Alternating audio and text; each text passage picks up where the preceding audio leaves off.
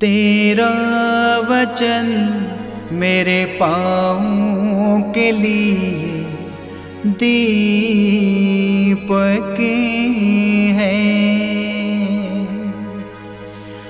और मेरे मार्ग का उजियाला है। तेरा वचन मेरे पाँवों के लिए दीपक है। 29 दिसंबर पहला पाठ। संत योहन का पहला पत्र अध्याय 2 पद संख्या 3 से 11। यदि हम यीशु की आज्ञाओं का पालन करेंगे तो उसी से हमें पता चलेगा कि हम उन्हें जानते हैं। जो कहता है कि मैं उन्हें जानता हूँ किंतु उनकी आज्ञाओं का पालन नहीं करता, वह झूठा है और उसमें सच्चाई नहीं है। परंतु जो उनकी आज्ञाओं का पालन करता है, ईश्वर का प्रेम उसमें परिपूर्णता तक पहुँचता है। जो कहता है कि मैं उनमें विश्वास करता हूँ, उसे वैसा ही आचरण करना चाहिए जैसा आचरण मसीह ने किया है। प्रिय भाइयों, मैं तुम्हें कोई नई आज्ञा नहीं लिख रहा हूँ। यह वह पुरानी आज्ञा है जो प्रारंभ से ही तुम्हें प्राप्त है। यह पुरानी आज्ञा वह वचन है जिसे तुम सुन चुके हो। फिर भी जो आज्ञा मैं तुम्हें लिख रहा हूँ वह नई है।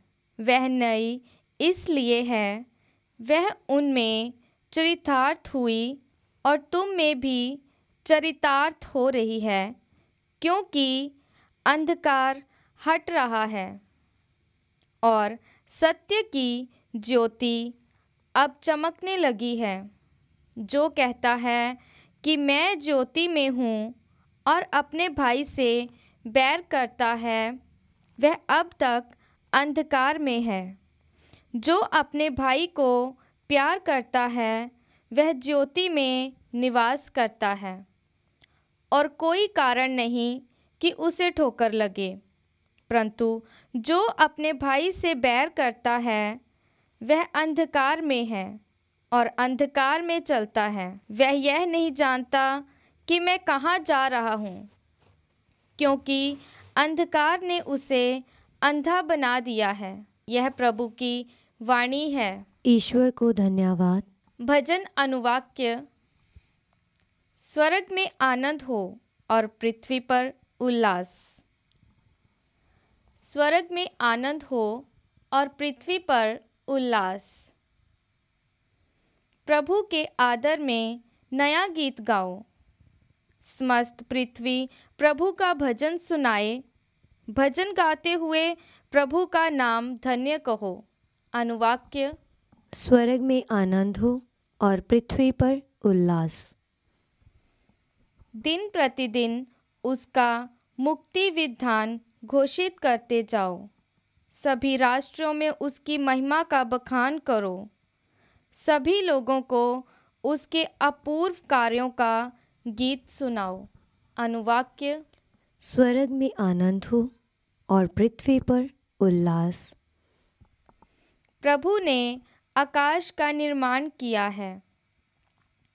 वह ऐश्वर्यशाली तथा महिमामय है। उसका मंदिर भव्य तथा वैभवशाली है। अनुवाक्य। स्वर्ग में आनंद हो और पृथ्वी पर उल्लास। जय घोष। हालेलुया। अनुवाक्य। हालेलुया। गैर यहूदियों के परिबोधन के लिए ज्योति और तेरी प्रजा इज़राइल का गौरव। अनुवाक्य। हालेलुया। पवित्र सुसमाचार संत लूकस के अनुसार अध्याय 2 पद संख्या 22 से 35। जब मूसा की संहिता के अनुसार शुद्धिकरण का दिन आया तब वे बालक को प्रभु को अर्पित करने के लिए यरूशलेम ले गए। जैसा कि प्रभु की संहिता में लिखा है, हर पहलौठा बेटा प्रभु को अर्पित किया जाए, और इसीलिए भी कि वे प्रभु की संहिता के अनुसार पंडुकों का एक जोड़ा या कपोत के 2 बच्चे बलिदान में चढ़ाए। उस समय यरूशलेम में सिमियोन नामक एक धर्मी तथा भक्त पुरुष रहता था। वह इस्राएल की संतावना की प्रतीक्षा में था और पवित्र आत्मा उस पर छाया रहता था। उसे पवित्र आत्मा से यह सूचना मिली थी, वह प्रभु के मसीह को देखे बिना नहीं मरेगा। वह पवित्र आत्मा की प्रेरणा से मंदिर आया।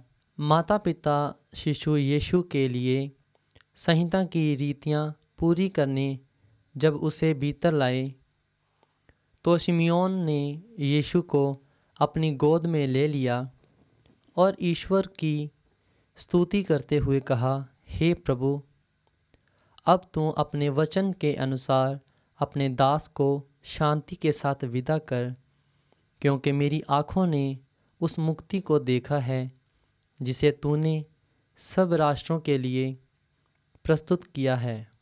यह गैर यहूदियों के प्रबोधन के लिए ज्योति है और तेरी प्रजा इस्राएल का गौरव। बालक के विषय में ये बातें सुनकर उसके माता पिता अचंभे में पड़ गए। शिमयोन ने उन्हें आशीर्वाद दिया और उसकी माता मरियम से यह कहा, देखिए, इस बालक के कारण इस्राएल में बहुतों का पतन और उत्थान होगा। यह एक चिन्ह है जिसका विरोध किया जाएगा, जिससे बहुत से हृदयों के विचार प्रकट हो जाएं और एक तलवार आपके हृदय को आर पार बेधेगी। यह प्रभु का पवित्र सुसमाचार है। क्रिस्त की जय।